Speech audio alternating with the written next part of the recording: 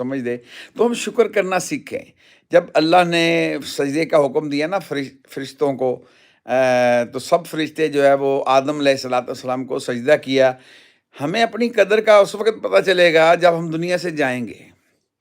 اللہ ہمیں معاف کر دے، اللہ ہم سب پر رحم کر دے۔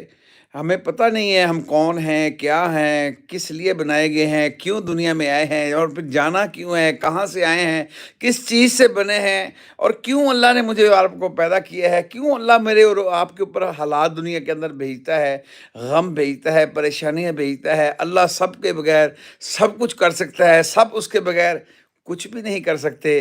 اس کا یقین اگر سیکھنا ہے تو پیچھے جانا پڑے گا، پیچھے جانا پڑے گا، اور صحابہ کی زندگی، نبیوں کی زندگی کو پڑھنا پڑے گا کہ انہوں نے ہر حال میں اللہ کو راضی کیا اور ان کے دل مطمئن تھے۔ آج میرے اور آپ کے پاس دنیا کے نقشے ہیں، ملک کے نقشے ہیں، بادشاہت کے نقشے ہیں، پیسوں کے، بینک بیلنس کے، مکانوں کے، بیویوں کے نقشے ہیں، اولادوں کے نقشے ہیں، پھر بھی ناکام، کامیابی نہیں، پریشان ہے، نہ شکری کر رہے۔